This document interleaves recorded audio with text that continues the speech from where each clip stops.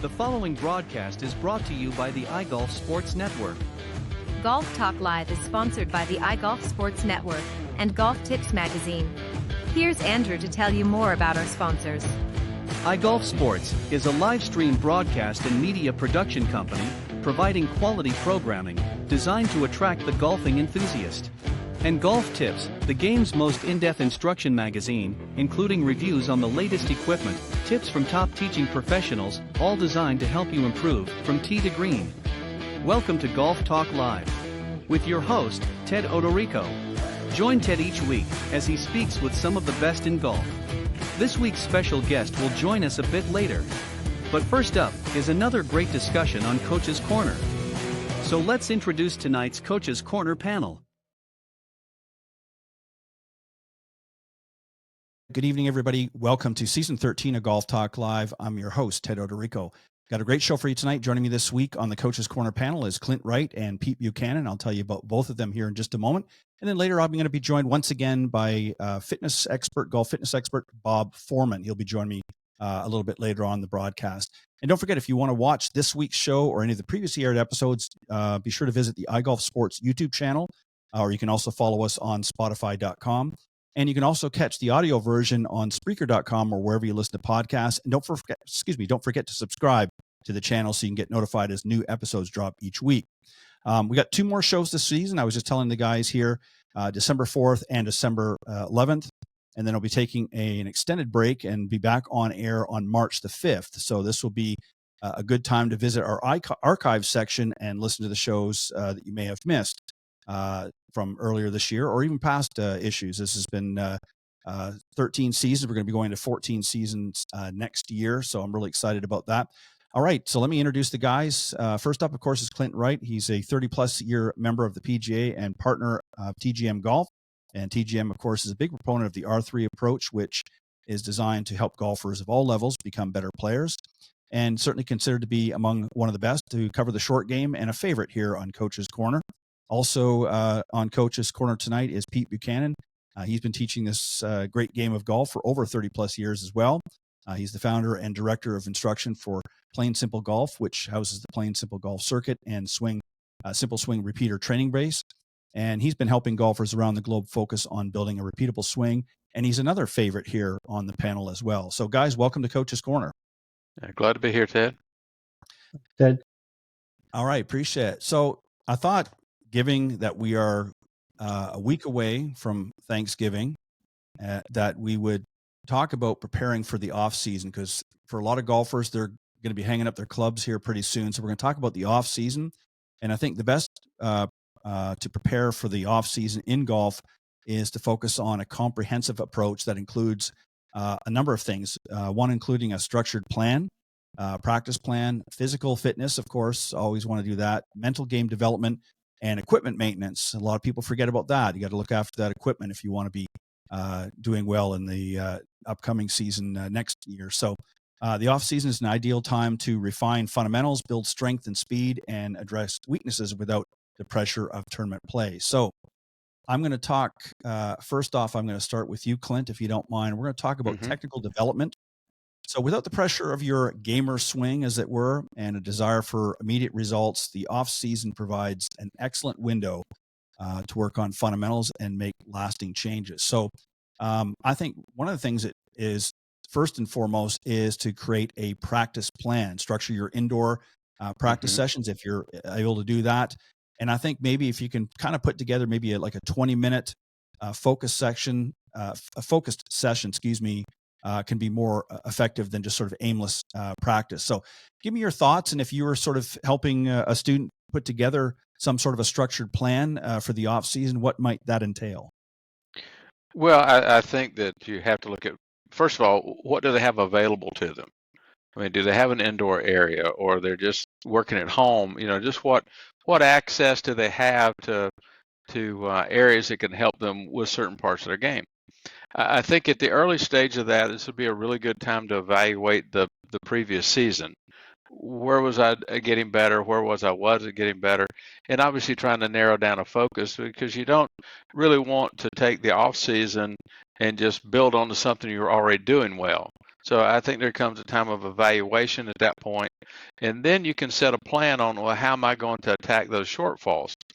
And the simplest and easiest thing for a person to be able to do is to work on their putting, because everybody can do that indoors. They can do that in the living room, the bedroom, wherever they have access to that, is to work. And I would encourage them early on, before they get out of season, get some videos of their putting stroke in a live manner on a green, in order for them to be able to compare and contrast that to where they were in the end of the season to where they are at the beginning of the next season. But most importantly, they have to evaluate where they're at, then evaluate their ability to work on those areas, and then kind of pick and choose what they have available to them. I mean, the only thing they have is their home garage, or with all the simulators today at the local bar or restaurant that they might be able to get some time on. Those are just areas. But the critical thing, as far as I'd be concerned, is for them to evaluate their shortfalls where they're doing well, and focus on the shortfalls wherever they can. Yeah, I think that's some great points. I agree 100%. I think, an assessment is called for. I mean, really, I think most coaches and most professionals now try to do assessments throughout the year at various points to kind of gauge how their students doing along the way. But I think definitely at the end of the season, you want to find out, where did we finish off, and how can I best utilize my time now before I pick up, the clubs again full time, let's say, for argument's sake, for those up in the more cool climates up in the Northeast and Northwest, where they don't have the opportunities to get out and play as much, and they don't have the ability to, say, come down here in the South as we have. So they've got to find other options. And obviously, you want to work with a coach, Pete. I think that's another important thing there. And I think, as Clint alluded to, is really focusing and gearing on the short game. Putting, again, is something that they can do inside, even if they don't have access to a simulator or what have you. That's something that they can be working on, as well as maybe some other fundamentals. But as a coach, what are you going to do as far as how you're going to best prepare your students for that off season? And I know you're dealing with people all over the world, so there's a lot of variety there. So what might be some other things, in addition to what Clint talked about, that you might want to do as well, and keeping that dialogue open? I have several things that I do. One is I do a 10-lesson swing building program throughout the winter, and we basically break down their swing from the areas that they need the most work on, and then we build a program to assess those and go through those during those 10 sessions.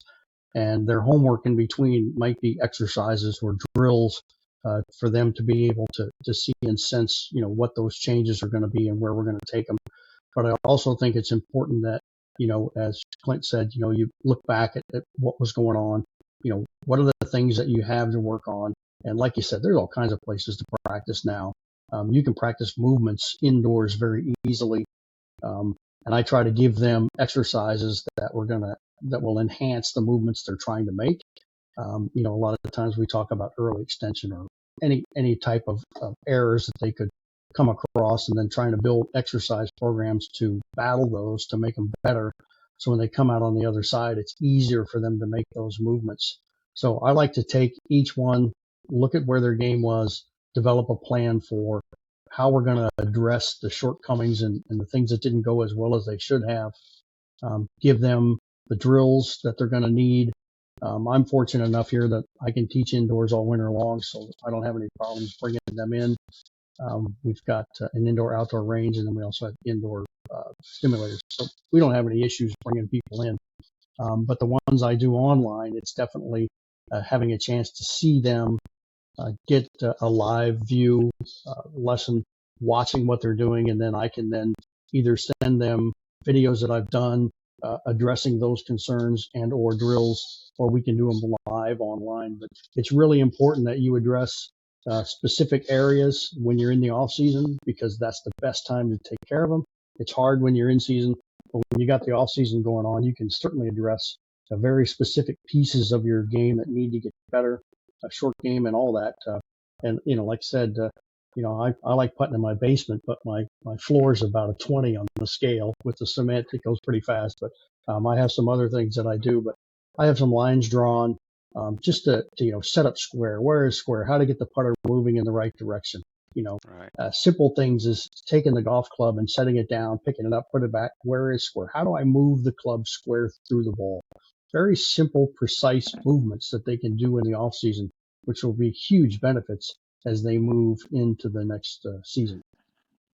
Yeah, and, excuse me, and I think also too, one of the other important things is, as we mentioned, is really communicating with your coach if you have the opportunity to do so, because I think that gives an opportunity for them to review what some of the things that were worked on throughout the season that maybe you didn't quite master and want to improve upon. So there might be some drills that, or things that you can be doing in the off season to help sort of firm those up a little bit more. And then also too, as you said, you want to be really working on um, dialing into certain areas of the game that really were deficient throughout the season. And again, you don't want to ignore the ones that you've managed to increase somewhat improvement on. I mean, you want to keep working on those as well. But as Clint and both you and Clint talked about, you want to really focus on areas that you're having some deficiencies in, and go from there. So, Clint, I'm going to come back to you. Okay. So the next one we're going to talk about is fitness. And again, this is of course, we got a good golf fitness instructor coming on the second half, so we won't do deep dive into this section here. But I think we want to talk about a couple things. And I think for the golfer, this is an opportunity to really work on not just overall strength, but the flexibility and even endurance. I mean, as we get aging golfers, and I'm going to talk about more in that lane when Bob comes on the show later. But we want to work on the flexibility and mobility as well. And these are things. So again, I know we're not going to get into specific exercises, but you need to spend some time doing that as well, I think, to be able to do that. So are there things that you have recommended to students that you want them to do? Stretching, I would imagine, is one that you want to keep them flexible and mobile and that sort of thing. And maybe even connecting them with a golf fitness professional that they can work with in the off season to, again, work on some of the areas that they could improve their overall game as a result of being in better shape. So what are your thoughts here? Well, I think I agree with everything you just got through saying. I mean, I'm a golf professional. I'm not a fitness expert. And we try to identify people in our local areas, as I'm sure Pete does too. And a lot of the clubs today, the country clubs and more private clubs, have fitness centers that they can reach out to that facility as well if they're a member of the club of that nature. And I'm pretty sure that they would be attuned to, golf exercises and what muscle categories it needs to be worked on. But I think you hit on for the older golfer, which I kind of include myself in that category now. It is about flexibility. Right. It's about being able to move but I will say that I think you also hit on one that's even more important, and that's endurance. I mean, we played a golf course today just to bring up that was a little hillier than what we normally play. And the group we were playing in all recognized the fact by around 16 or 17, we were getting tired because it was just a little bit more physical activity than we had been accustomed to. So endurance is probably as important, if not as important, as flexibility, and speed. And obviously, as we get fatigued, we probably move a little bit slower and a little bit not quite as fluid as we would if we were had a little bit more endurance and being able to move that way longer. So I think your fitness person coming on later obviously will give more detail in what exercises they might. But the two areas that I try to myself, and I hope that most people would, is the flexibility, keep your movement, keep your legs under you. The legs are, we hear a lot of talk about the core. And I guess, but keeping your legs under you is important as well to be able to move efficiently and to be able to get around the golf course without being exhausted by the time you get to 15. Yeah, I think that's probably the number one thing that a lot of golfers struggle with is having the ability. I mean, mobility and flexibility. I think a lot of people have been working on that, but having the endurance to be able to go the distance. And that stems from a lot of things, Pete, things like working on, maybe walking or something if you don't have the ability to get out and play golf as much or at all.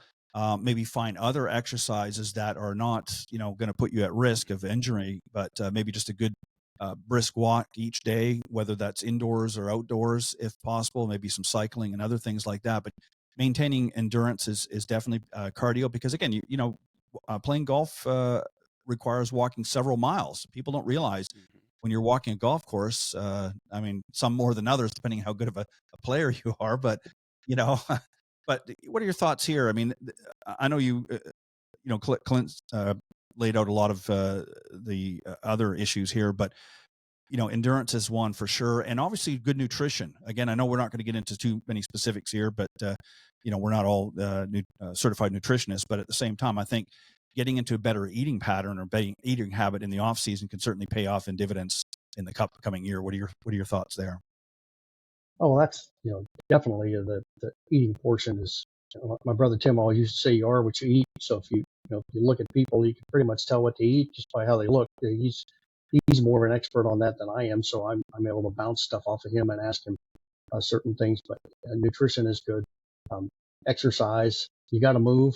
I remember a long, long time ago talking to an orthopedic doctor, and he said, we hardly ever find, arthritis in the jawbone and the ankle bones, is because they're the ones that move the most.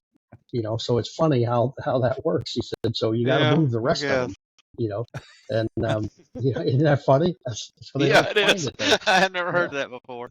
yeah. Yeah, that's a good one. And so, you have to keep moving, keep the movement. I like to have people, and I can build them for them. I usually take a piece of rebar that's not too heavy, and I put a grip on it, make it 6-iron length, and I have them swing in slow motion, but swing to the full extent.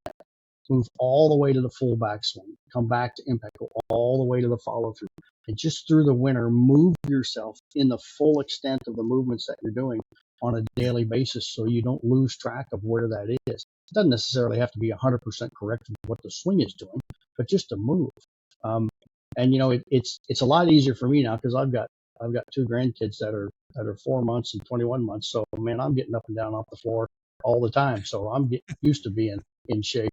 You want to get in shape, just follow a 20-month-year-old around or 1 month old child around the house for a while. You'll get yourself in shape. But yeah, you have to move. You can't just sit. Even if it's just walking around the house. I mean, you can still walk around the house if you can't get outside. But move, sit down, stretch.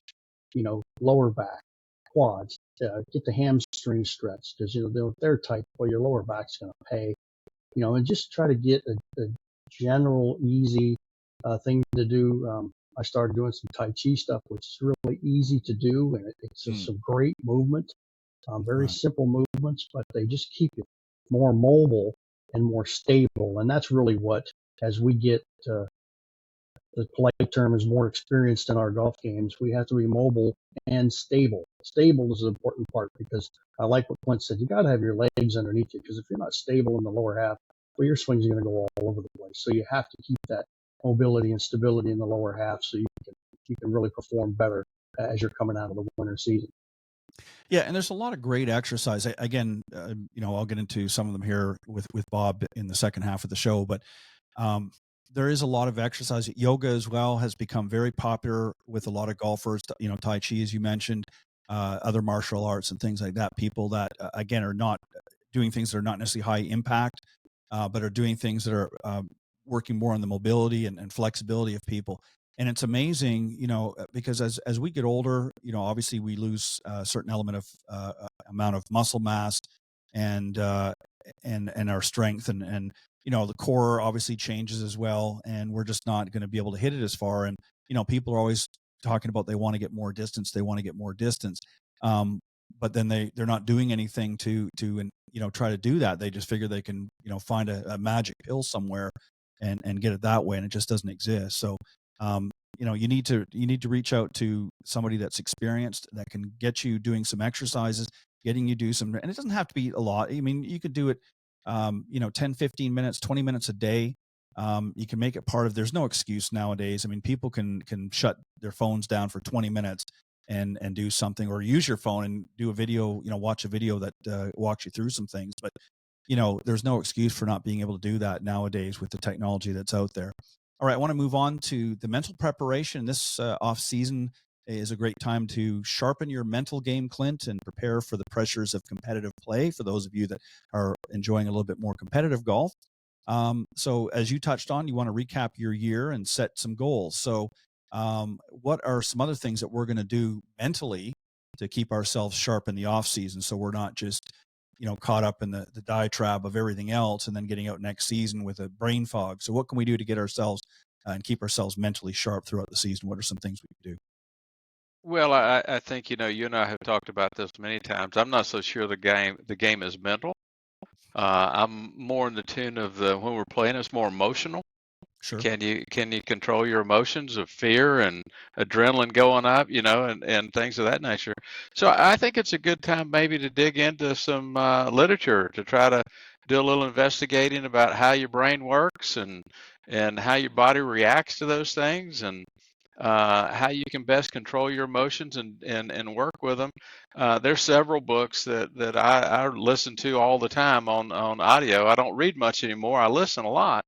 And so I think it's a good time to visit your local library and see if there's, I know the local library here in our area have some great audio books about golf, and to try to educate yourself a little bit about just what's happening with your brain and how your mind works and how your body reacts to those things, and to give yourself a better chance the next season.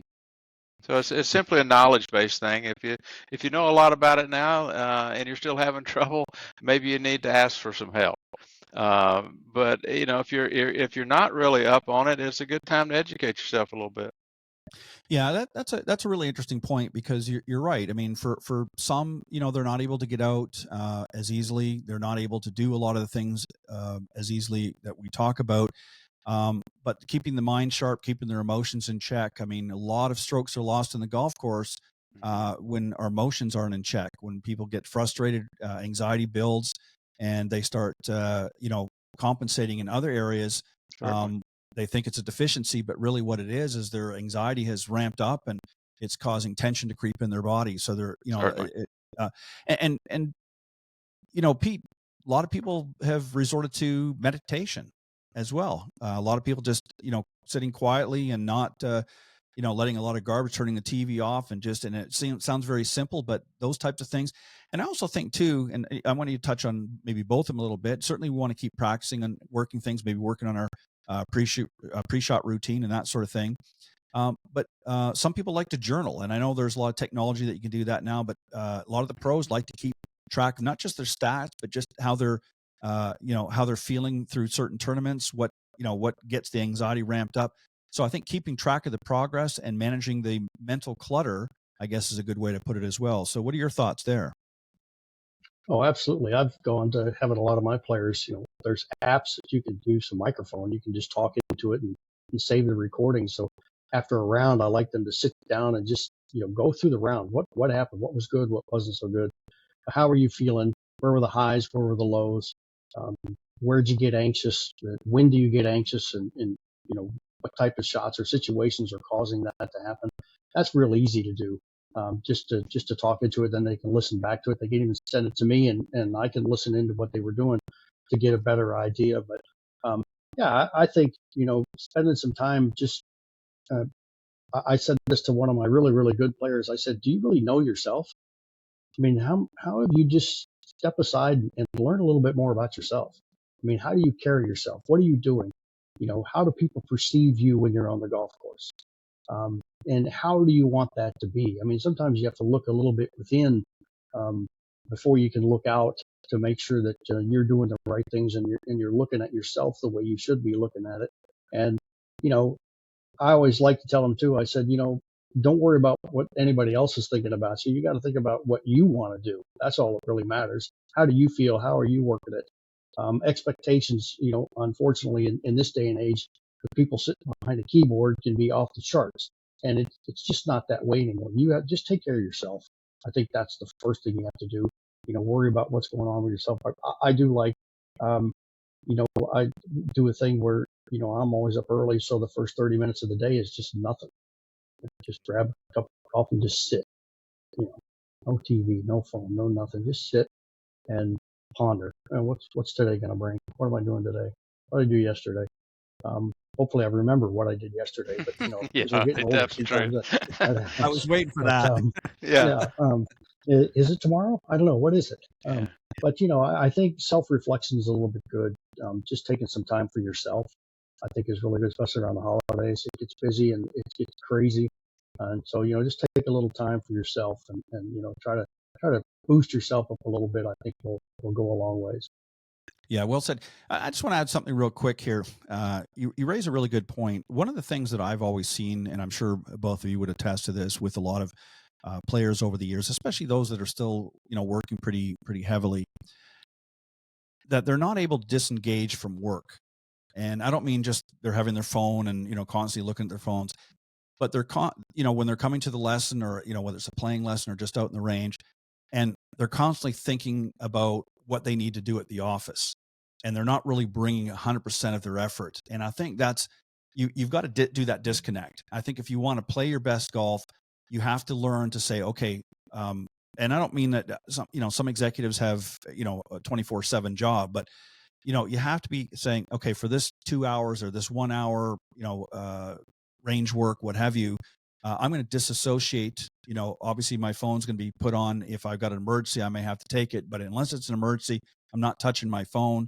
And, I've got to do not disturb on, because I really want to work on my game. And I see a lot of people bring an emotional baggage, going back to what Clint says, bring an emotional baggage to the course, to the point where they're thinking about past bad rounds. They're thinking about past bad shots, and just, negative thoughts or stresses at work or at home. And when they get there, you can just see it's like, a heaviness about them.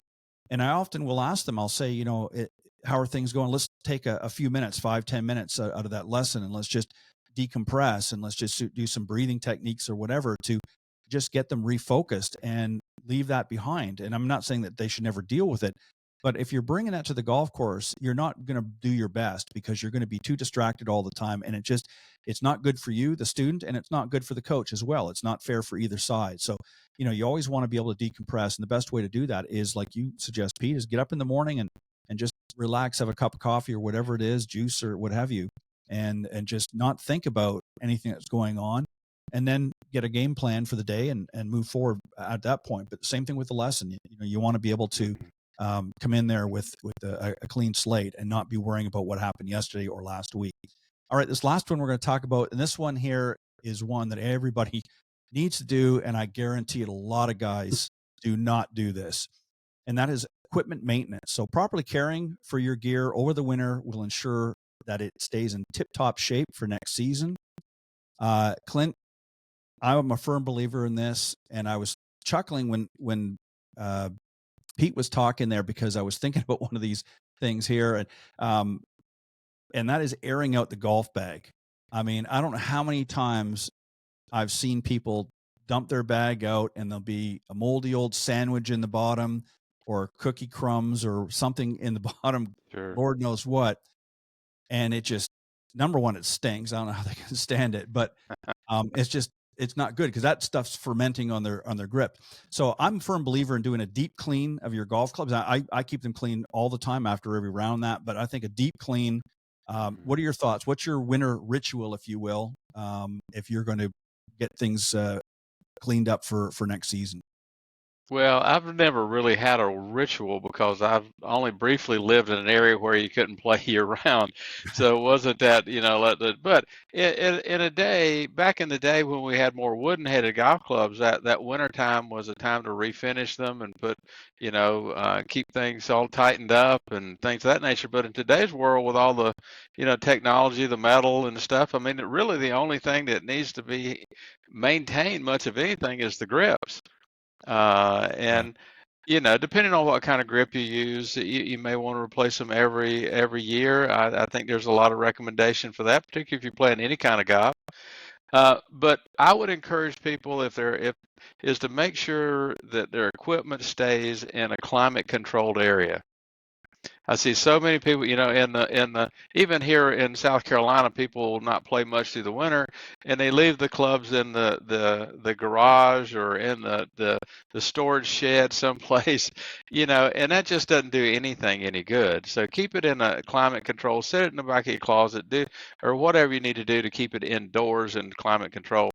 But I would just suggest them to have their local golf pro or whoever they trust with their equipment to go through it and make sure all the heads are on tight, because sometimes those will loosen up a little bit, particularly in today's world where all the woods are adjustable.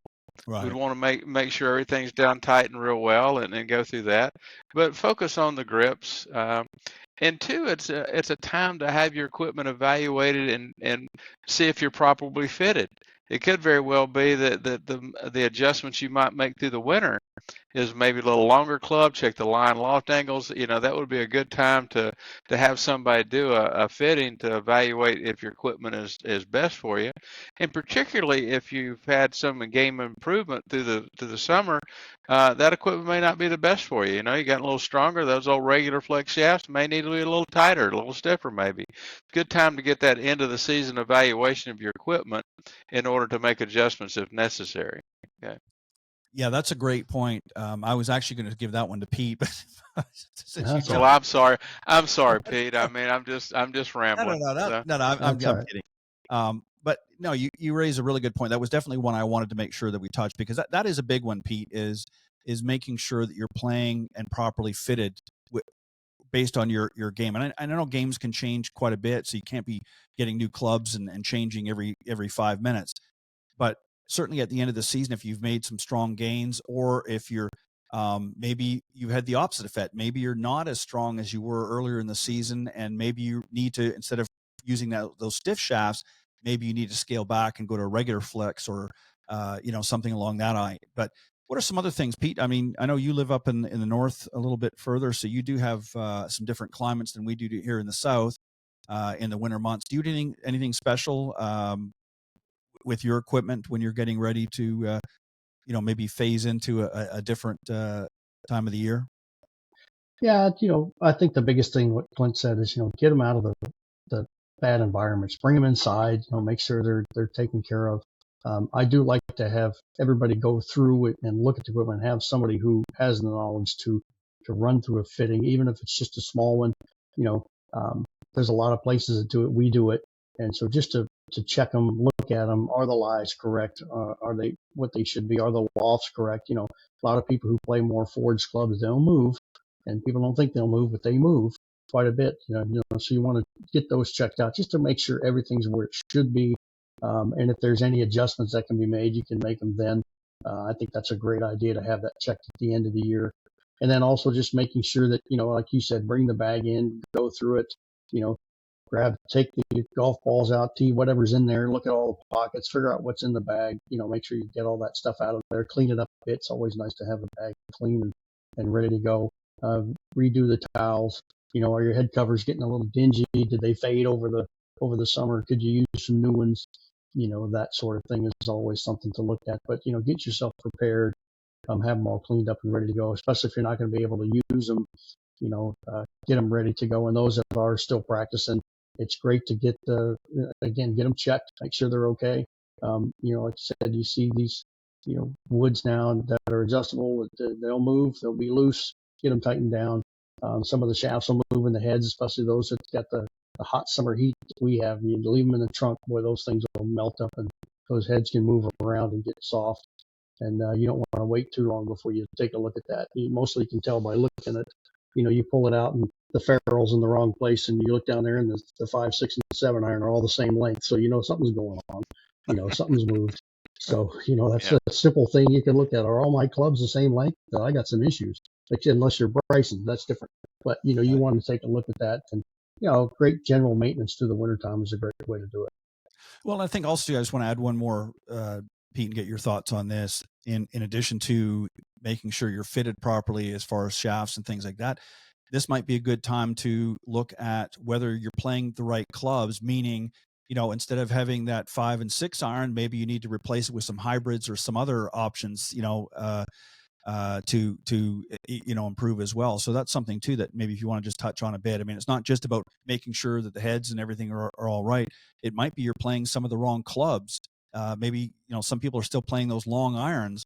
That they need to get out of them. So touch on that a little bit, if you wouldn't mind. Well, I tell you what, I'm not embarrassed to say I put a 7-wood in my bag. I tell you what, a great tool that is. 7 woods, 9 woods, they make them 11 woods. They can replace some of those long irons. They're a little bit easier to hit. And so, yeah, that's a great thing to look at. There's hybrids. There's more fairway woods. Anything to help you step in between. Unfortunately, I think in today's world, they made the clubs so strong. You have too many clubs from wedge, 9-iron on down to those sand wedges, and people need help from basically 5-iron on up to the fairway woods. That's where they need the most help. They need that distance range help. We can take a wedge and turn it into 4 different lofts, but they've made it so they cranked them all so strong they're losing sight on the clubs they really need the most help with. So I would really get in and take your longest iron and your fairway wood and figure out something in between, because you've got a lot of yardage in there that you're missing out on that you have when you're playing. So I think that's a great point. Those utility irons, the hybrids, the fairway woods, 5, 7, 9, those are great replacements for those long irons, and they're just so much easier to hit. Yeah, and I think too, one last thing as we get ready to wrap up, I think the other thing, especially from our amateur golfers, but any level of golfer, is doing that year-end assessment, as you touched on, guys, earlier, and looking at, are there a number of clubs in the bag that you didn't use a lot this year? Like, take some of them out. There might be 2 or 3 clubs that you're hardly ever hit this year. If you've only, instead of 14 clubs, if maybe you're only hitting 11, you're only using 11 of your clubs, pull 3 of them out and leave them aside. If you're not using them or very rarely using them, and pull them out, lighten the load a little bit. And, if you need them down the road, if you find that you're using them, I mean, I know they've talked about this. They've played about making smaller sets and doing, I know that you can get them, but I'm saying they've talked about that even on the professional level about doing that, because the pros are basically, there's, half of the bag they're not even using anymore. So they've talked about that with the PGA Tour. And I think you're going to see the industry may follow suit a little bit as well. And it'll be interesting to see in the years to come whether that actually comes to fruition or not. But the truth of the matter is, I mean, even with myself, there's certain clubs that, I'll hit them on the range, but when I get out on the golf course, just because I know my distances with everything, and I might not need my 5-iron as much as I once did. And as I've got a hybrid that's replaced it. So let's get that 5-iron out. And if there's something I can replace it with that I know I'm going to use, great. But if not, get it out of the bag, lighten the load. I mean, I see people lugging these 14 clubs around, and I see them pulling out maybe a half a dozen most of the time throughout the course of their round. So what are the other half a dozen being used for? They're just dead weight, right? Absolutely.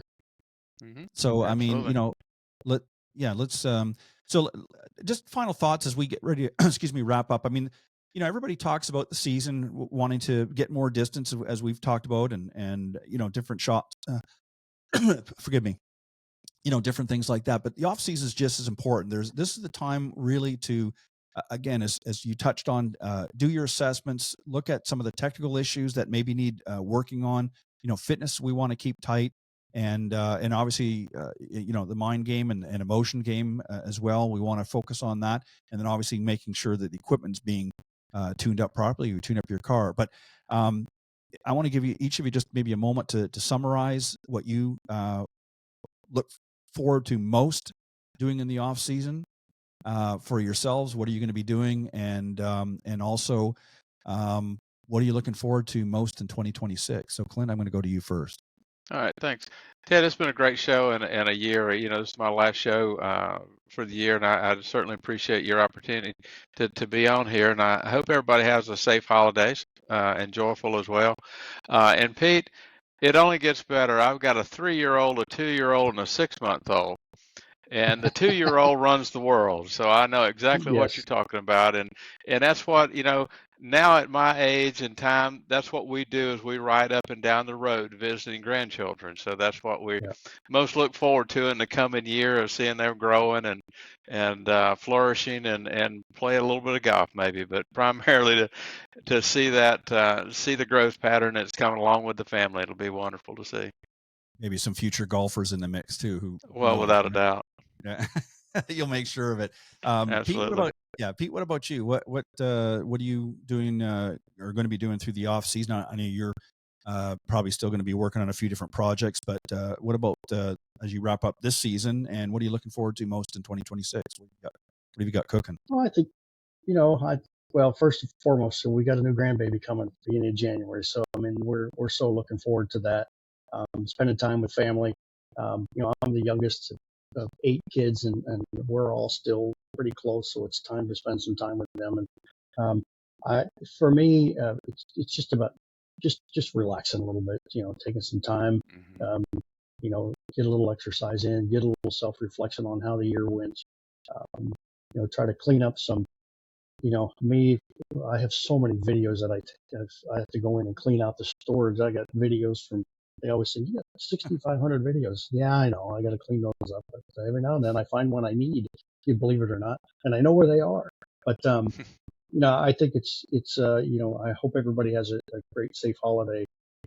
Thanksgiving coming up pretty soon, and get to spend some time with family and just take a breath.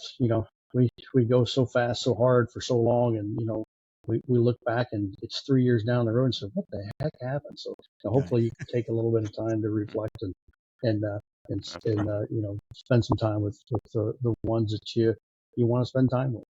Yeah. And 2026, or you got anything cooking? I know you've been working on some different things. What's happening in 2026? Yeah, we do. We're working more in the with one of my tour players. We're working more in the celebrity space. We're coming up with a new concept in 2026, all golf related. We're working on behind the scenes. We're doing a bunch of filming now, working on a new YouTube channel.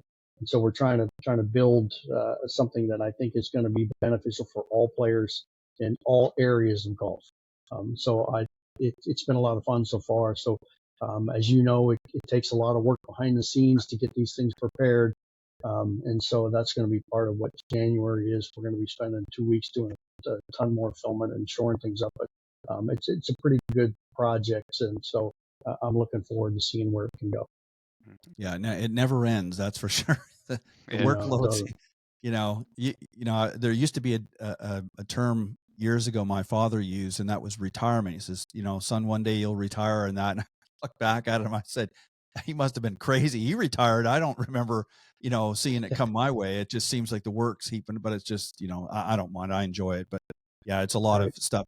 I'm going to let you go first, Pete, if you don't mind, how the folks can reach out to you, and then Clint. Yeah, PeteBuchananGolf.com. All my contact information's out there. And like I always said, it just starts with a conversation. Just drop me a note. There's a place there you can do that.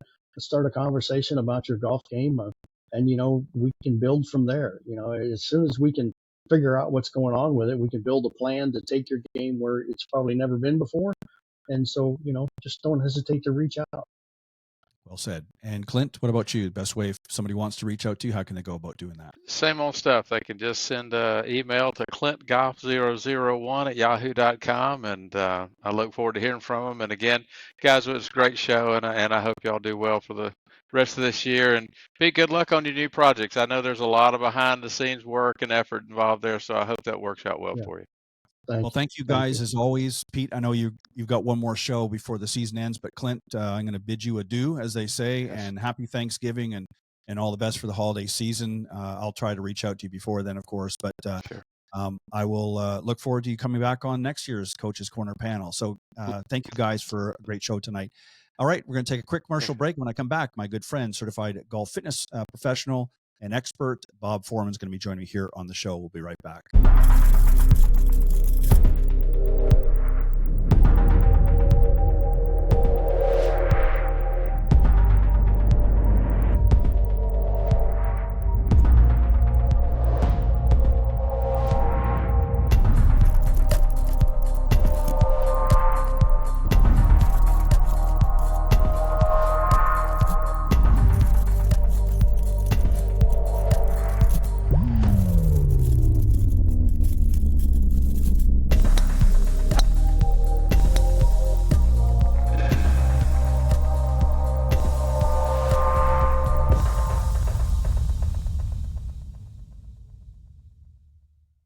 Welcome back, everybody, and super excited to have my good friend Bob Forman back. He's a certified golf fitness expert, and I'll tell you a little bit about him, and then we'll get into tonight's discussion. It's going to be an interesting one.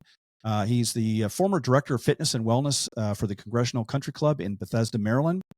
He's internationally known as a leader in the field of golf fitness, and his programs have been recognized multiple years by the Golf Fitness Association of America. He holds a Master's of Science degree in exercise physiology and is a certified golf fitness instructor, through the Titleist Performance Institute, or TPI for short, and also the Gray Institute. And he's also an author of Functional Golf Fitness Training, which is available at thebookpatch.com. Bob, welcome back. Thanks, Ted. I appreciate it. So tonight we are going to talk about, and this is, I think, perfect as we get ready to wrap up the season here in a few weeks. And we're going to be talking about the aging and senior golfers, if you will. You've got some videos I know that we're going to show in a minute here. But I wanted to ask you maybe just a question or two before we get to those and get you to sort of lay the groundwork, and then we'll get into the video. So what can the aging golfer expect to see happen over time? And I'm not necessarily talking about their golf game. That's we'll talk about that as well. But obviously, physically, we're going to see some changes as we begin to age, and that ultimately is going to affect your golf game. So what are some of the signs? What are some of the things that people are going to start noticing? I already know what we're going to talk about because I've already started experiencing them being in my 60s. So I know exactly what's coming. But for the little younger crowd that might be tuning into the broadcast, let's tell them what waits at the end of the rainbow for them.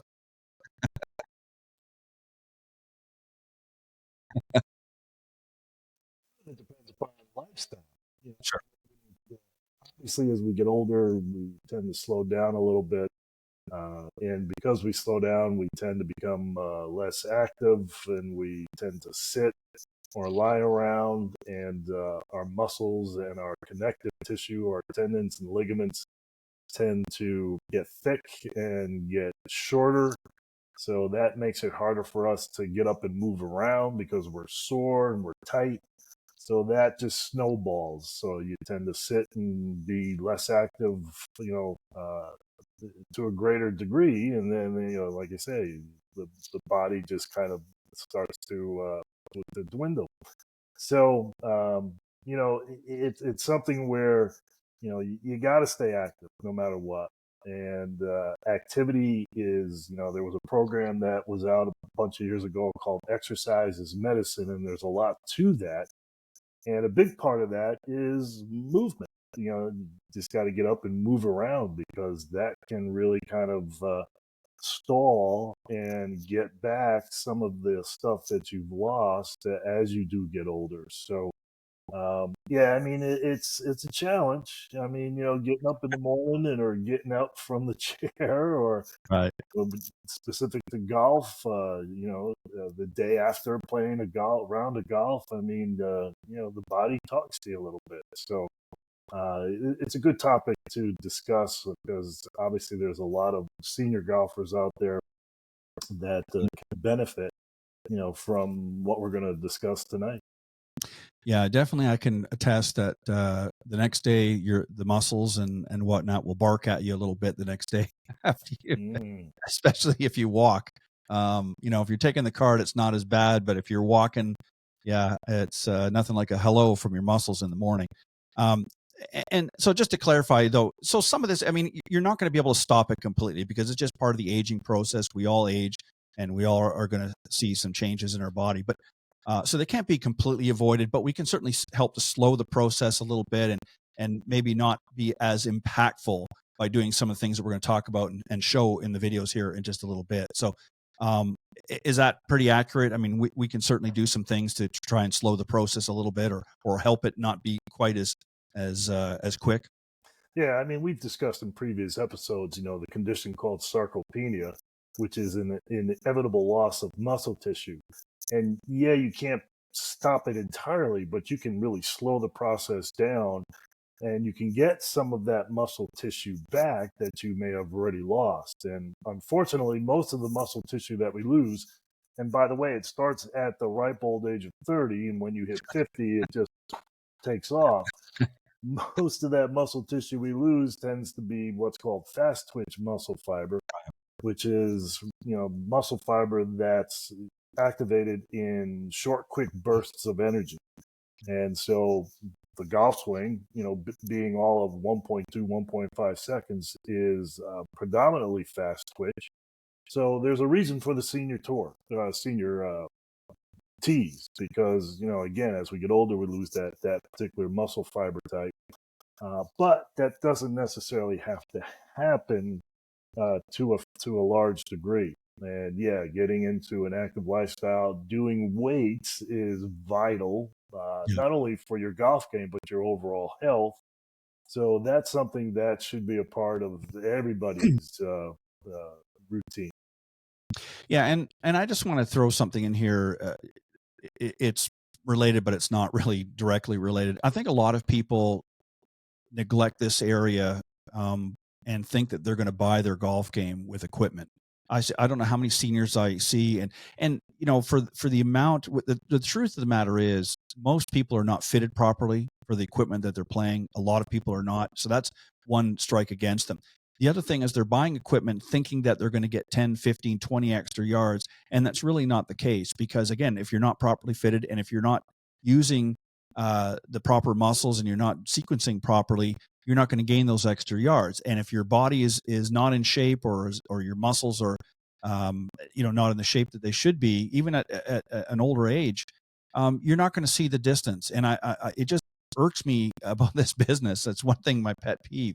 I'm all for, hey, what's latest and greatest out there, but it bothers me to see people spending a lot of money thinking that they're going to buy a game with the latest equipment, and only to be once again disappointed. So these are things that people need to understand, that if you want to really truly get more distance and you want to be a better player, yeah, there's certain things you can do, get fitted properly. There's certain things with your swing coach and that you can work on, but you also have to address the fitness side of things. And that's what we're going to talk a little bit more about tonight. So you've got some exercises here. We've got about 4 or 5 of them, I think we got here. These are a little bit longer videos, folks. So, but it's important that we're going to go through them all. Since we got a little extra time tonight, and I want you, Bob, to comment on the other side. So let me get them. They're all ready here. So let me get them live, and then I will get them started, and away we go. So here's the first one. Here we go. Here's the first of my top 10 golf fitness must-haves for better golf. It's better posture. Starting to see a lot of rounded shoulder posture out there at address over the ball, and that's not going to bode well for your distance, because you can't rotate around a bent spine as well as you can a straight spine. And we're seeing a lot of this because of computers, because of cell phones, because of electronic gadgets, just getting us into that bad posture. Also not very good for your shoulders and neck, by the way. So how do you fix this? Well, you got to stretch the tightness that's developed across the front part of the chest. You got to strengthen the weakness that has developed in the upper back. So here's the stretch. It's a door frame stretch. Real simple, but very effective. Get yourself into a door frame. Put your arms up on the door frame so that your upper arms are parallel to the floor, and then gently lean into the door till you feel that gentle stretch across the front part of the shoulders and chest. Breathe normally, hold for about 15 seconds. Don't overdo this stretch. We're going to do that like 3 to 5 times. That works the front. Strengthening the back, and we need to isolate these muscles right here, your rhomboids. They connect your shoulder blades to your spine. And when we get into that rounded shoulder posture, what happens is those rhomboids weaken and they allow those shoulder blades to flare out. So we need to strengthen them to bring the shoulder blades back into the midline of the body. So upper back squeeze, good exercise to accommodate this. So we're going to take an exercise tube. This is a medium tension red tube. Wrap it around something solid. We're going to step back. I'm going to take a handle in each hand, and basically we're going to bring our elbows up and back so that the elbows are about the same height as the shoulders as we squeeze those shoulder blades together. Exhale on your effort. Your pace is nice and fluid. Don't rush when you do this exercise. Do 15 to 20 of those once or twice, and that'll help isolate those rhomboids. All right? Door frame stretch to stretch the front, upper back squeeze to hit the back, those rhomboids. That's to help get you back into better posture. That's going to get you down the fairway another 5, 10, 15 yards. Give those a shot for better golf. All right, so I'm going to stop it right there because I see we're about ready to switch over to the next video. So two things I want to bring out, and then I want you to respond to that. The door frame stretch, I think, is a really good one. But one thing I want you to explain, because I see a lot of people, I've done them myself, and I see a lot of people almost doing like a pump where they're kind of, almost like a rocking motion. And that's not good. That's not what you want to do here. You want just an easy stretch till you start to feel it, correct? So explain a little bit more about that. I mean, the exercise were very well done. So, I mean, I think people can see what they need to do. But again, what are we looking to do here? Just sort of recap what it is that we're trying to accomplish with these two exercises here. Well, the first thing is I got to shave my beard because I look a lot younger without the beard. I didn't want to say that, but yeah. Yeah, you can say something. Yeah, see posture. I see a lot of golfers now, especially the older golfers, that are in that rounded shoulder posture at address over the ball. And like you said in the video, it's not really going to bode well for your golf swing because it's going to limit your backswing basically, and that's going to take away from your being able to generate club head speed. So that robs you distance. And again, lifestyle is really crucial with this. Sitting around over the computers, cell phones, electronic games, and all that. And it's not just the older population either. I'm seeing this in a lot of the younger population because of the video games and such. But it's important to really focus on posture because, like I say, it's almost becoming an epidemic in golf, especially amongst the amateur ranks, to see that posture. And unless somebody points it out to you, you're not going to know that you're in that position. So, I mean, it's always a good idea to work with a golf professional or the fitness professional, have them take a video of you, target view down the line to see, what you look like at address over the ball. And, I wouldn't be surprised if you find yourself in that, C posture. But it's important to really kind of work. Stretching is huge, especially as we get older. And, when you tighten up those muscles across the front part of the chest and shoulders, it just draws those shoulders inward. And those muscles in the upper back, those rhomboids that I mentioned, they just become elongated. And over time, when you elongate a muscle, you weaken a muscle. So it's important to include, stretching for those chest and front shoulder muscles. And that's just one example. And strengthening that upper back. And again, the exercise that I demonstrated here is also just one example. There's a ton of them that you can do. But I would say most golfers, 80% of golfers, could benefit from those two particular exercises. Yeah, and both of them together, the door frame stretch obviously was much shorter than the other one as far as reps and things like that. Because again, you don't want to overdo it because you can do some damage. But what I like about these is these both can be done in less than 10 minutes. I mean, there's other exercise you want to do. So, I mean, there's no excuse. And it's like I was saying to the guys on the Coach's Corner panel tonight, people need to turn their phones off a little bit. People say, well, I don't have time. I got this, that. And yet they're scrolling through video after video, watching garbage basically on TikTok and all the other Instagram and all the other social media things. You know what? Shut your phones off for 30 minutes and do some of these exercises. And here's just a couple of them. And you can do those every day or every other day, whatever the case may be. But there's no excuse anymore. People just have made far too many excuses using their business and stuff like that. And if you're working so much that you can't stick 30 minutes a day in to do something less or whatever, it takes, then, you're going to reap what you sow. So yeah, 15 minutes is, sure, exactly. You don't need a whole lot of time.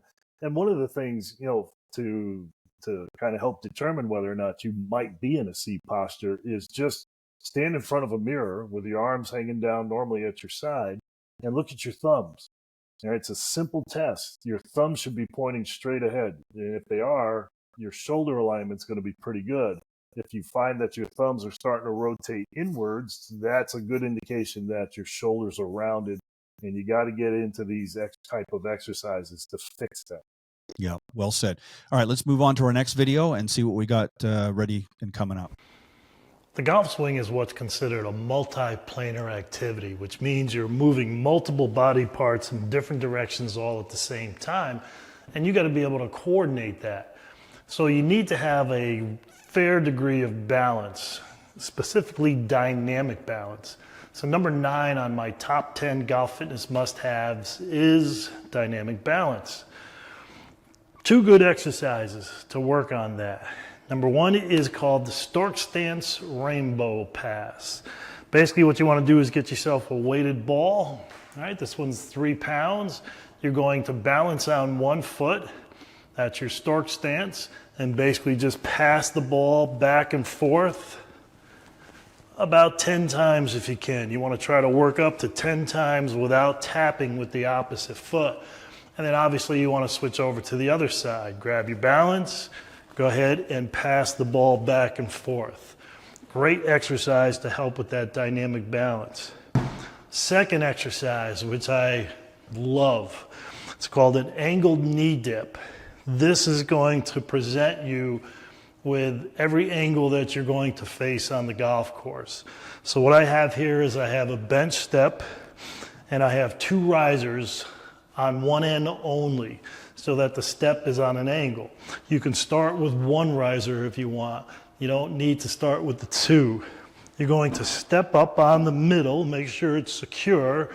You can place this next to a wall or a counter so that if you have to hold on initially to help with your balance, by all means do so.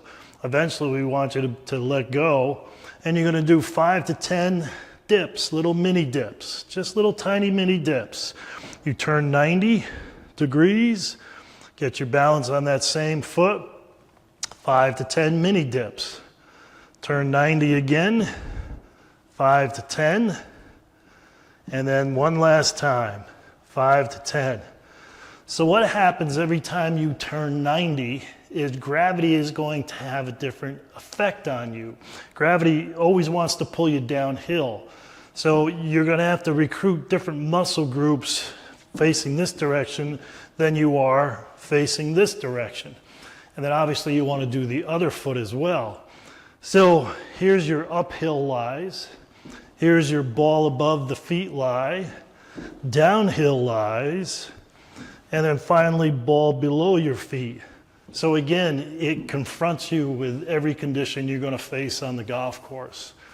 Dynamic balance, better than static balance for the golf swing is essential. So you want to practice that dynamic balance, and these are 2 good exercises to help you achieve that. Give them a shot for better golf. All right, so we're going to stop it again. And again, 2 great exercises. I mean, this really, and we've talked about this before, you really talk about the stabilization here, getting those muscles engaged, because again, we're always focused on the big muscles all the time and the core, but there's a lot of small muscles that play a key role in the golf swing as well. And you're addressing some of them here. So give us a little bit more thought and feedback on what we just watched. Yeah, one of the assessments that I do on golfers is just this, testing for dynamic balance. And you'd be surprised, again, how many young and old, but especially the older golfers, how many really fail this, and not fail, but needs improvement in this area. And again, the static balance test where you're just standing on one foot, standing still, is good, but it really doesn't adapt to when you're swinging the golf club. So it's good to get into some exercises that will challenge your balance. The other thing is with balance, a lot of times, we talked about the loss of muscle tissue and how, most of it you're going to lose is going to be in the legs. That also will impact your balance. So not only do you want to practice dynamic balance with exercises like these 2, but you also want to incorporate some strengthening for the muscles in the legs, specifically the quad muscles in the front part of the thigh and the glutes, your butt muscles, basically, because there are 2 large muscle groups And again, they're going to help, keep you in balance and prevent you from falling, which is, again, another crucial area for seniors as we get older. So if you can incorporate some quad strengthening, some glute strengthening, and I think one of the videos we're going to talk about here is glute strengthening, get into some dynamic balance exercises like this. Now, that angled knee dip, I don't know if they were able to see the bench. I didn't see the bench in this video, but the bench is angled, away. So the higher point is, away from the wall, and then it angles towards the wall downward. And what this does is not only does it work the balance, and like I said, it kind of mimics every type of shot you're going to see on the golf course, but by doing those little tiny dips, you're going to focus on one of the main supportive structures of the knee called the vastus medialis oblique, which is the muscle on the inside part of the thigh. So there's a lot going on with exercises like this, that will help, again, not only your golf game, but will help you in everyday life. So important stuff to do. And again, especially as we get older. Yeah, well said. And, again, I can't emphasize enough, for anybody to do these exercises, young or old. I mean, we're talking, more of the senior golfers here for tonight's discussion, but generally these are things that anybody can and should be doing if they want to play their best golf, and just some great stuff. So we're going to move on to the next one to keep things going, but we'll see what's next. Number 8 in my top 10 golf fitness must-haves is forearm strength and balance. These guys on the PGA Tour these days, have pretty good defined forearms, and they need to be, because when you're gripping that club and you're swinging it at 90 to 100 plus miles an hour, you got to have some degree of strength to hold on to it. So 2 good exercises to help develop the muscles in the entire forearm. The first is your traditional forearm curls and extensions. So start with lightweight. You don't want to go too crazy with this. 5-6 pounds is probably more than enough. And I usually like to start with the extension piece, okay? Because we tend to be stronger on the underside of our forearms, and that imbalance can lead to wrist issues. It can lead to elbow problems, even shoulder problems. So do 10 to 15 extensions to isolate the upper muscle groups. Then you can roll it over and do 10 to 15 flexion to isolate underneath. This will be easier to do. And then you can end up with rotations, 10 to 15 of those.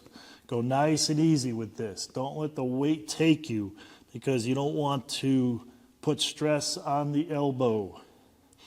So that kind of works. Flexors, the extensors. And again, we tend to be stronger on the flexors, so an extra set on the extensors might not be a bad idea. Now, the other 2 muscle groups are what's called forearm adductors, abductors.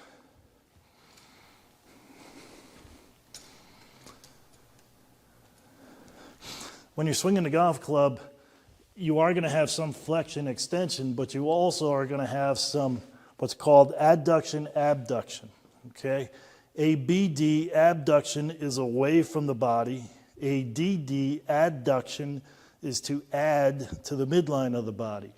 So when you're swinging the golf club, as you bring the club back, you're going to have some of that wrist abduction, adduction. So it would be to your advantage to strengthen those muscle groups as well. So you get a body bar. This one's 6 pounds. And we'll start with the ADD, the adductors. You grip it about a little more than halfway, past the halfway point, from the back of the bar. You glue your arm to the side of your body, and then you just tap to the back without moving your arm. It's just the hand. This is working the muscles on the underside, or the side here of the pinky side, those adductors. You do 10 to 15 of those, and if you want more resistance, you just go out closer to the end of the bar, or you can get a heavier bar. Switch it over, obviously, do the other arm. And again, keep that arm glued. Don't bend the elbow. Keep it locked to your body. Then go back to the first side, and we're going to do the ABD, the abductors. So for this one's going to be a little bit tougher to do. You can grab about halfway or a little bit just past the halfway point from the front of the bar. And this time you're going to tap to the front. Now your range of motion is not going to be as good. It shouldn't be as good. So don't feel you need to get that bar way up towards the shoulder. It really is only going to go past about 90 degrees. And this one you're going to feel on the outer part of the forearm, working the ABD, the abductors. 10 to 15 there, and then obviously turn around and do the other side, 10 to 15 as well. Forearm strength. It's going to help you develop power in your swing. That's going to help you get more distance. Give those a shot for better golf. All right, so before we get into our last video, these are really good. I know you had similar videos that you showed this, and I think you did it yourself. These are great because this is an area of the body that really gets missed. I mean, people are lifting weights, they're working their biceps and their triceps, but they don't really focus on the forearms and these other muscles that are crucial for generating power. And the wrists play a very active role in the golf swing, and a lot of people don't get that, and they don't move and use the wrist correctly. And part of the reason is probably because they're very weak in that area. So give us some thoughts here, and then we'll cue up our last video. Yeah, this is definitely one of those golf-specific exercises that should be incorporated by all golfers. Golfers go into the gym and, like you say, they hit the major muscle groups, the chest, the back, the quads, the hamstrings. But you need to incorporate some forearm exercises. And these are, I think, two of the best exercises because it gets the whole forearm, not only just the flexor and the extensors, but like I say, those important adductors. And, it's going to help you generate power in your golf swing. All right. Because when you're swinging that club, you got to be able to hold on to it. But this is an area that's often neglected, not much. And when I was doing the book and stuff and a lot of research for specific exercise, not much written about forearm strength. We're starting to see it more over the past few years because I think more people are becoming more aware of the fact that, hey, I got to work the forearms because they're a crucial part of the golf swing. Yep. So, and these are two of the better ones that I highly recommend people to get into. Well, and they affect the grip. A lot of people don't realize that, but if you've got really weak forearms, a lot of people will tend to develop tension because they've got to hold onto the club a little bit tighter. So there's a lot of things that it can cause. One thing I want to point out, and as a cautionary for anybody doing this, you gave some examples of the weights and things to use. I strongly encourage for people just starting out that are not as accomplished as you are, to maybe even just lighten the weights just a little bit more with the dumbbells. I mean, maybe instead of 6 pound, 5-6 pound, maybe they want to start with 2 or 3 pounds just to make sure, because the last thing you don't want to do is you don't want to get a heavier weight and start doing that and then run the risk of an injury and stuff. So I always say that even with the bar, instead of doing maybe a 6 pound, maybe, get something a little bit lighter to start with, or use, as you did, plastic, like a small skinny plastic PVC pipe or something, just to get things started, and then increase a little bit, and then don't go real heavy either. I mean, I see a lot of guys at the gym doing stuff with these wrists, and they got these 25-pound dumbbells. I've seen even bigger than that.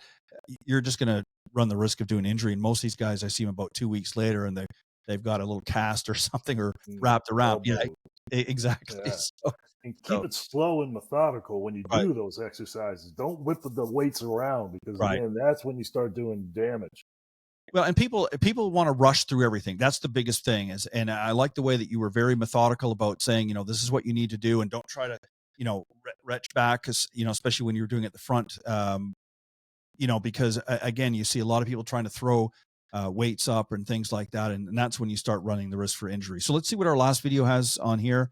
And then we'll do a final wrap up. Number 6 in my top 10 golf fitness must-haves is strong glutes. Now, glutes are basically going to help stabilize the lower body as you're swinging the club. If your glutes are weak, A lot of times you'll see excessive movement in the lower body, either a lateral type movement, which would be a sway in the backswing, or a slide in the downswing, or a front to back type movement, especially in the downswing, which is called early extension. Both are basically just going to rob you of a lot of power and distance. A lot of golfers are weak in the glutes because of the amount of time that they sit during the day. So here's a good exercise to help strengthen them. Good exercise also, and this is how we test for whether or not the golfer's glutes are weak or not. On your back, feet flat, knees up, arms down at your side as the first progression. Basically what you're going to do is just bring the hips up into the air. That's called a bridge. And just hold it as you breathe for 10 to 15 to 20 seconds. There shouldn't be any wobble. And if the hamstrings cramp, that's a sure sign that the glutes are weak. If that's easy, then you can progress. You're going to come up into that bridge and then just extend one leg out, keep thigh to thigh, and just breathe. Again, there shouldn't be a whole lot of wobble, no dipping of the hip. And if the hamstring to the opposite side cramps up, again, sure sign of weakness. And a lot of golfers will have a unilateral weakness where they're just weak on their left side or their right side. Now, what you want to do is you want to hold that bridge with extension for 10 to 15, 20 seconds. Switch to the other side, hold, take a break, and do 3 to 5 sets. When that gets easy, you can take away the stabilization and cross your arms, go up into your bridge, and do that without the support. It'll be a little bit harder for you to do. Strong glutes helps stabilize the lower body. It's going to help your golf swing. Give it a shot. So there's a great example of what you were talking about earlier, and just how so many people don't know what the weaknesses in their game are, and these exercises really are going to show them real quick where the weak areas in their golf game are going to be. Because if their muscle groups in certain areas, like they were talking about, you were saying one side or the other is going to be always naturally going to be a little bit weaker than the other, this is going to show and point those areas out. And I like the fact too that, again, when you were talking about the cramping, I know I've seen a lot of people doing these exercises and for the glutes, and it's amazing. People don't realize what role it plays. So give us some final thoughts here on this exercise. Yeah, again, glutes, TPI calls them the godfather of the golf swing. That's where, again, a lot of power is generated with the glutes. And unfortunately, as you mentioned, a lot of folks are weak because we sit a lot during the day. And again, when you sit, you elongate the muscle. And as I mentioned before, anytime you elongate a muscle over time, you weaken it. So it's important to kind of test yourself, with that bridge exercise, and maybe have someone take a look at you to see whether or not you are wobbling when you kick that leg up into the air, or if you're dipping down back towards the floor. A couple signs there that the glute is weak to that side. But those are good progressions. A lot of the assessments that you do, the assessment becomes the exercise. So those bridges are really good exercises to start with to isolate the glutes, and start with just the bridge, without the foot coming off the floor, and see if you can manage that. That should be fairly easy to do. Mm-hmm. And if it is, then you can progress to the bridge with the leg extension. And this way you can isolate right and left side, because to your point, I see a lot of people that are asymmetrical in terms of strength and even tightness in the body. And really, one of the main purposes of exercise is to regain symmetry back to the body, so that your right side feels as strong as your left, that your rotation to your right is as good as your rotation to your left. And unfortunately, though, a lot of people tend to be out of whack because of what we do and what we don't do during the day. So a good fitness professional, a good golf fitness professional, will help you kind of determine where those imbalances and asymmetries are, and give you exercises to correct that so that you can bring balance back to the body. And when you do, you reduce the risk of injury quite a bit. So there's another good reason to kind of get into exercises like the ones we discussed here tonight. Yeah, and just for the listeners out there that are going to watch this broadcast a little bit later on, what the nice thing about these videos is you can go back and you can play those videos while you're watching the broadcast and get an idea of how to do the exercises correctly, so that when you go to do them, they'll always be there for you should you need them. And the great thing with technology, we're trying to avoid people being on technology too much, but you can take these videos that you're seeing here through the podcast, and take them to the gym with you. And you can look at the video while you're, getting ready to do them, so you can see how it's again being done properly. And I always say, you want to consult with your physician first before you start any exercises, and you want to be assessed by a certified golf fitness professional. Don't just go out and, you and your buddies partner up and start doing a bunch of things without making sure that you've had a proper assessment by a professional. Because again, the last thing you want to do, especially when we're coming into the off season now for many, is to injure yourself and then get a late start next year because you're recouping from doing some things incorrectly. And that goes for the golf swing too. It's not just for the exercises. So again, you always want to make sure those assessments, and I think it's good, Bob, too, to not just get assessed at the beginning of the year, but maybe throughout the year, maybe do a follow-up assessment, see how much progress you've made, what still needs some improvements, and maybe make some modifications and things as needed. And then again, take another look at the end of the season, see how much progress you made over the year. And then it lets you know that you're on the right track. What do you think? Oh, most definitely, because we've discussed in the past how golf itself can create imbalances in the body because it's a one-sided repetitive activity. So you're using a specific set of muscle groups in a particular movement pattern over and over and over again. So ideally, for every stroke we take from the right side, we should be taking a swing from the left side to balance it out, but that doesn't happen. So No. the assessment done every once in a while is a great idea to keep you, in balance and give you, a sense of where you need to go. Yeah, and again, for some folks that are like me, that are in the South and get to play golf all year long, potentially, you might want to do it 2-3 times a season. For those of you that have a shorter season, maybe only 4 or 5 months, that live up in the Northeast, if you're lucky to get that, you definitely want to get a couple. So you want to do an early assessment at the beginning of the year, and then you want to do one at the close of the season for sure. If you could do one in between, that's great.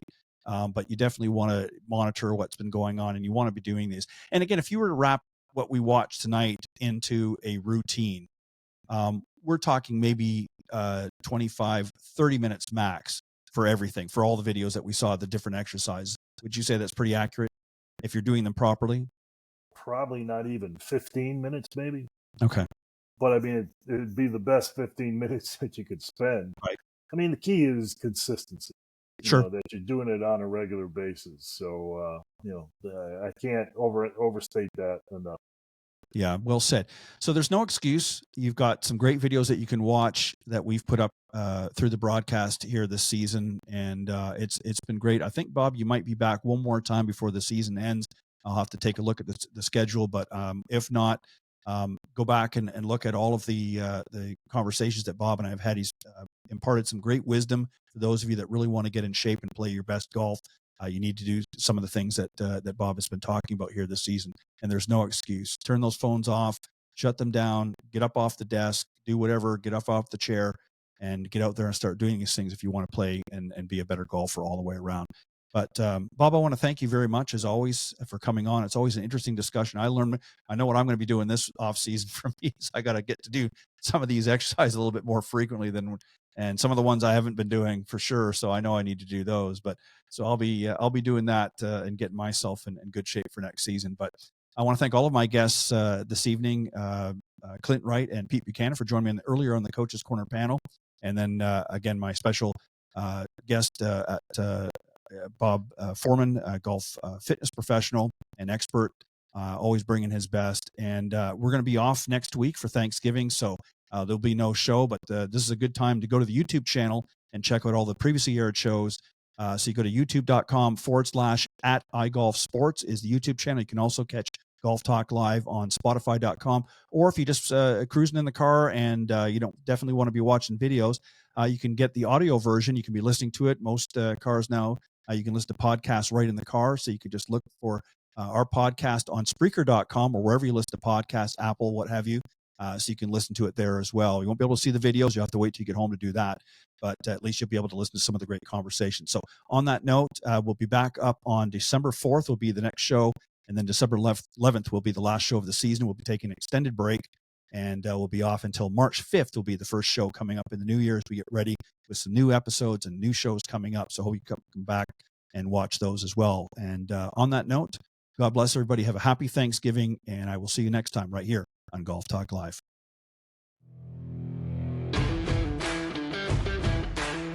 Thanks for joining us. We hope you enjoyed this week's broadcast of Golf Talk Live. We'd like to thank this week's Coach's Corner panel, and a special thank you to tonight's guest. Remember to join Ted every Thursday from 6 to 8 p.m. Central on Golf Talk Live. And be sure to follow Ted on Facebook, Twitter, and Instagram. If you're interested in being a guest on Golf Talk Live, send Ted an email at ted.golftalklive@gmail.com. This has been a production of the iGolf Sports Network.